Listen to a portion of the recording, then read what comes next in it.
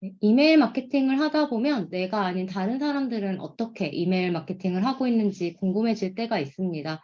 또 이메일 제작 환경의 변화는 이메일 뉴스레터의 변화를 의미하기도 하고요. 이번 세션에서는 설문조사를 기반으로 마케터들은 어떻게 이메일을 제작하고 있는지, 또 이메일 제작 및 실행 현황 트렌드를 알아보고 더불어 뉴스레터 크리에이터들의 수익과 경험에 대해서도 살펴보도록 하겠습니다.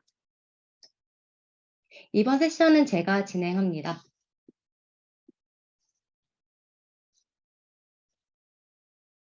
그럼 시작하도록 하겠습니다. 뉴스레터 트렌드 살펴보기 시작하겠습니다. 이전 세션에서 사람들이 어떻게 이메일을 제작하고 발송하는지, 그리고 어떤 성과 지표를 가지고 이메일 마케팅을 하면 좋을지에 대해서 이야기를 나누어 보았습니다.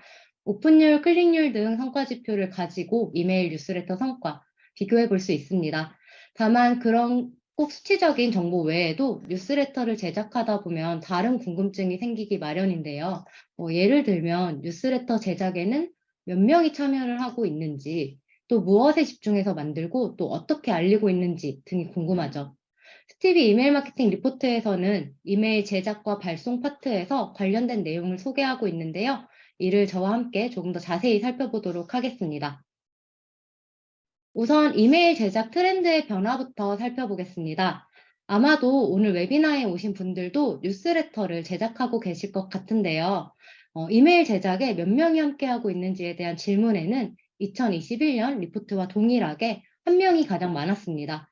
회사 단체 혹은 개인 구분 없이 2021년에 52%, 2023년에 40%로 10.2%포인트 줄었지만 그래도 여전히 대부분이 혼자 이메일을 제작하고 있는 것을 확인할 수 있었습니다. 과거에는 이메일 마케팅을 한다라고 하면 디자이너와 개발자가 필요했던 것 같아요. 전하고자 하는 모든 내용을 담아서 하나의 이미지로 제작해서 보내거나 혹은 직접 HTML로 코딩을 해서 보내는 경우가 많았으니까요. 반면 스티비아 같은 이메일 뉴스레터 서비스를 사용하면 디자인을 몰라도 코드를 몰라도 그리고 보이는 그대로 그냥 이메일을 보낼 수 있고 만들 수 있는데요. 그래서인지 많은 사람들이 이메일 뉴스레터를 혼자서도 쉽게 만들고 보내고 있는 것 같습니다. 물론 팀으로 제작한다는 응답도 여전히 존재합니다. 둘에서 5명이 함께 이메일을 제작한다고 응답한 사람의 비율은 오히려 지난 리포트보다 11.2%포인트 증가했는데요. 다만 예전과 다른 점을 생각해 본다면 구성원의 역할이 달라졌다라고 생각해 볼 수 있을 것 같아요. 이전에는 이메일 하나를 제작하기 위해서 마케터, 디자이너, 개발자가 모인 팀이 일반적이었다면 이제는 콘텐츠를 기획하고 작성하는 마케터 혹은 에디터로만 구성된 팀이 등장하기도 합니다. 혹시 스티비에서 보내고 있는 보낸 사람이라는 인터뷰 알고 계신가요? 네. 스티비에서 진행하고 있는 인터뷰인데요. 보낸 사람 배달의 민족 인터뷰에는 이런 내용이 있었습니다. 배달의 민족에서 발행하는 뉴스레터 주간 배짱이는 브랜드 마케터 4명으로 구성되어 있고 그 4명이 모두 돌아가면서 글을 쓰고 있다는 이야기였어요. 물론 주간 배짱이 안에 포함되는 이미지 등을 제작하는 데는 디자이너의 도움이 당연히 필요할 거예요. 하지만 단순히 이메일 뉴스레터를 제작하기 위해서 디자이너나 개발자가 꼭 필수적이진 않다고 볼 수 있을 것 같습니다. 특히 스티비와 같은 서비스를 이용하면 기본 템플릿을 잘 제작해 두면 이후에는 해당 템플릿을 활용해서 내부 콘텐츠만 잘 변경하면서 뉴스레터를 발행할 수도 있습니다. 그래서 이처럼 이메일 한 개를 제작하는데 콘텐츠 자체에 대한 투자는 물론 고민도 과거보다 더 많이 하고 있는 것을 알 수 있었습니다. 실제로 이메일 뉴스레터를 제작하는 데 사용하는 시간도 콘텐츠 기획 및 원고 작성에 가장 많은 시간을 사용한다고 응답했습니다. 4시간 48분을 쓰고 있다고 했는데요. 제작 단계별 중요도 순위 또한 가장 높았습니다. 기술적인 어려움을 이런 스티비아 같은 서비스로 해결하자 콘텐츠 자체에 대한 집중도가 많이 올랐다라고 해석해 볼 수 있을 것 같습니다. 더불어 발송 후 데이터 분석에 대한 중요도가 지난 리포트보다 한 단계 올라갔는데요.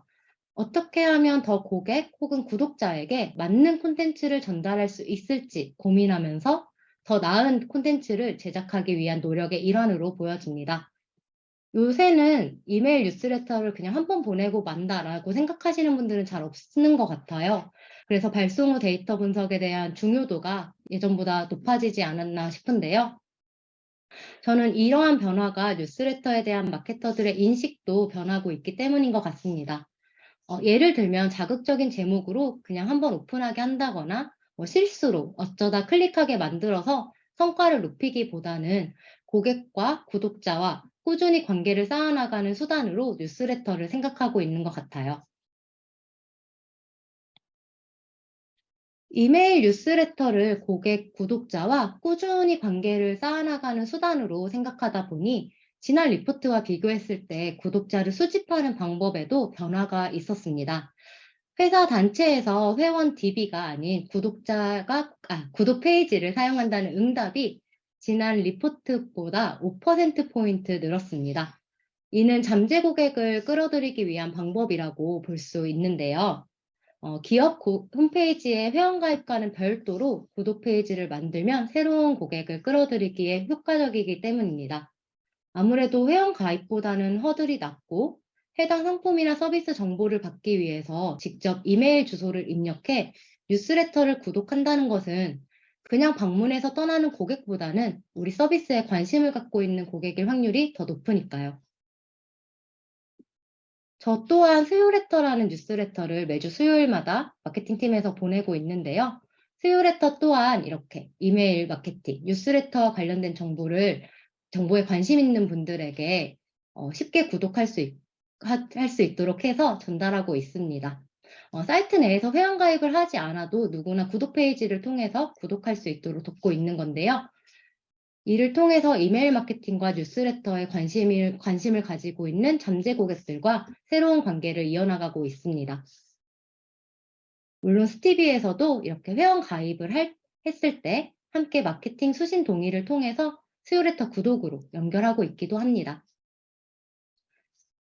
앞에서 설명한 이 구독자 수집 방법을 꼭 하나만 사용하는 것이 아니라 여러 개를 같이 쓰고 있는 경우도 있다고 봐주시면 될 것 같아요. 이어서 회원 가입을 하지 않아도 구독자를 모을 수 있는 구독 페이지를 사용하는 경우에 어떤 채널에 해당 페이지를 노출하여 초기 구독자를 확보하는지를 설문을 통해서 알아보았는데요. 회사 단체의 경우는 홈페이지, 그리고 개인의 경우는 인스타그램을 활용하고 있다는 응답이 가장 많았습니다. 아무래도 회사 단체도 그리고 개인도 자신이 가장 드러나고 자신을 쉽게 소개할 수 있는 채널에서부터 초기 구독자를 모으는 것으로 보입니다. 여러분도 혹시 지금 구독 페이지를 통해 뉴스레터 구독자를 모으고 계신데 홈페이지 혹은 나의 프로필에 해당 링크를 업로드하지 않으셨다면 지금 바로 웨비나 끝나고 업로드해 보시면 좋을 것 같습니다. 별도의 구독 페이지를 만들어서 구독자를 수집하게 될 경우 해당 페이지를 다른 채널에 공유하면서 알릴 수도 있지만요.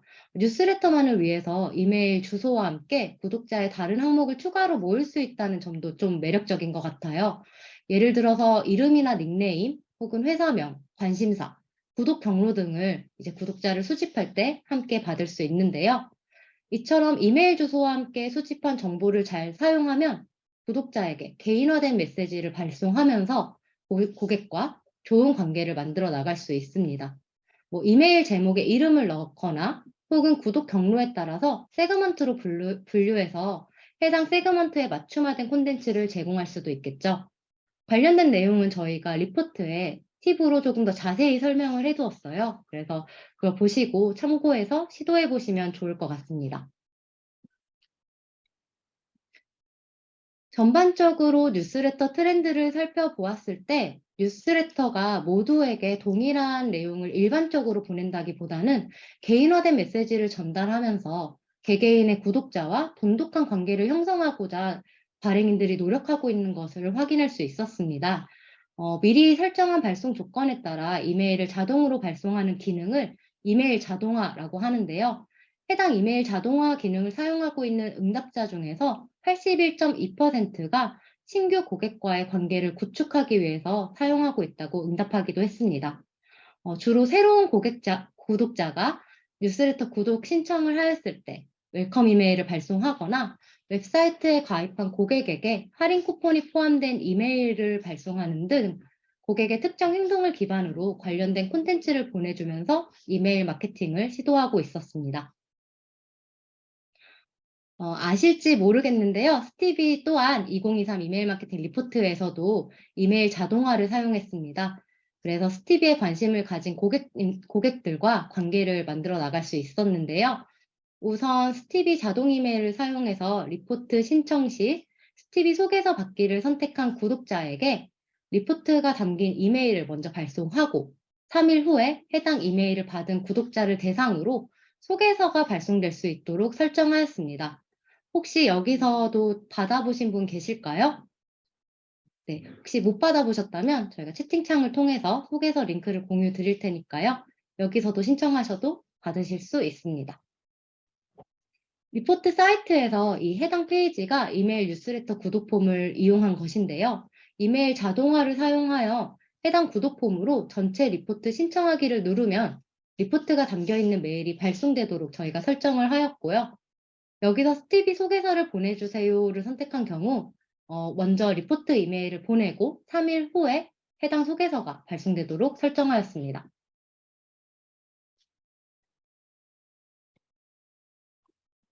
이처럼 스티비에서는 자동 이메일을 활용해서 이메일 자동화를 쉽게 시도해 보실 수 있는데요. 제가 앞에서 설정한 조건은 발송 조건에 주소록에 추가되었을 때, 그리고 특정 이메일이 발송되었을 때입니다. 해당 조건을 트리거로 추가하여서 자동 이메일을 발송할 수 있었습니다. 자동 이메일을 발송하면 고객에게 좋은 이메일 경험을 선사할 뿐만 아니라 담당자의 시간과 비용 또한 절약할 수 있다는 점이 큰 장점인 것 같습니다. 지금까지 이메일 마케팅 실무자들의 이메일 제작 및 실행 현황에 대한 트렌드를 살펴보았습니다. 이번 이메일 마케팅 리포트에서는 개인 발행들의 변화 또한 살펴보고자 개인 발행인을 별도로 뉴스레터 수익화에 대한 온라인 설문조사를 진행을 하였는데요. 마지막으로 관련된 내용을 이어나가도록 하겠습니다. 수익화 경험 유무에 대한 질문에 우선 절반이 수익화 경험이 있다라고 응답했습니다. 뉴스레터 수익화 방식으로는 유료 뉴스레터 발행과 외부 광고 집행이 동일하게 41.9%로 가장 높은 비율을 차지했고요. 그 다음으로는 콘텐츠를 다른 플랫폼에 판매하거나 제휴하는 방식이 뒤를 이었습니다. 혹시 2021년 이메일 마케팅 리포트에서 트렌드 파트의 제목이 무엇이었는지 기억하고 계시는 분이 있을까요? 네, 제가 기억하고 있는데요. 해당 파트는 콘텐츠 뉴스레터였고요. 뉴스레터를 발행하면서 새로운 기회를 만들어 나가는 뉴스레터 크리에이터들의 이야기를 전했습니다. 당시 리포트를 만들면서 2년 뒤에 다음 트렌드로는 과연 어떤 이야기를 할 수 있을까를 굉장히 고민했던 것 같아요. 그러면서 아마도 유료 뉴스레터에 대한 이야기를 좀 더 깊게 하지 않을까라고 혼자 생각하고는 했는데요. 2년이 지난 지금 크리에이터들은 당시보다 더욱 다양한 방식으로 수익을 만들어내고 있는 것을 확인할 수 있었습니다. 이메일 마케팅 시장에서 그리고 뉴스레터 크리에이터들을 옆에서 꾸준히 지켜봐온 입장으로는 이러한 성장이 조금 놀랍게 느껴지기도 합니다. 이번 리포트에서는 온라인 설문조사 결과뿐만 아니라 수익화를 만들어내고 있는 회사 단체 그리고 기업의 인터뷰 또한 포함했는데요. 포함된 몇 가지 뉴스레터를 예를 들자면 개인 발행인으로 여행을 하면서 여행기를 유료 뉴스레터로 발행하고 있는 뉴스레터 굿소진 라디오, 그리고 기자들이 창업가를 직접 만나 그들의 깊숙한 이야기를 전하는 뉴스레터 스타트업. 스타트업의 경우는 한국에서 얼마나 많은 독자들이 콘텐츠의 값어치를 매기는지를 실험해보고 싶었다고 합니다. 또 유료 뉴스레터는 아니지만 주말이라는 키워드를 중심으로 그들의 톤 앤 매너를 유지하면서도 여러 외부 광고를 집행하고 있는 주말냉이, 그리고 정기적으로 쌓아온 뉴스레터를 다시 모아 PDF로 판매하고 있는 스몰레터 등을 예시로 들 수 있습니다. 그 외 다른 인터뷰들도 리포트에 포함되어 있으니까요. 꼭 확인해 보시면 좋겠습니다. 리포트에 대표적으로 소개한 세 가지 수익화 방식 외에도 개인 발행인들이 수익을 내는 방식은 다양합니다. 비정기 후원을 받기도 하고요. 뉴스레터 발행인으로 강의를 하거나 혹은 그동안 발행했던 뉴스레터들을 모아서 출판 계약을 하는 경우도 있습니다. 그동안은 내가 가진 이야기를 어디에서 보여줄 것인가가 굉장히 중요했던 시대였다면, 이제는 어떤 이야기를 내가 보유하고 있는가가 조금 더 중요해진 시대 같아요. 사람들이 원하는 이야기를 가지고 있고 이를 꾸준히 전하면서 새로운 정체성을 만들어 나갈 수 있다면, 이를 바탕으로 수익화하는 것이 어렵지 않다는 것을, 그리고 다양하다는 것을 수많은 뉴스레터 크리에이터들이 증명하고 있습니다. 리포트에는 크리에이터들이 수익화하는 세 가지 방식, 유료 뉴스레터, 외부 광고 집행, 콘텐츠 판매 제휴에 따라 참고할 수 있는 데이터들을 적어두었습니다.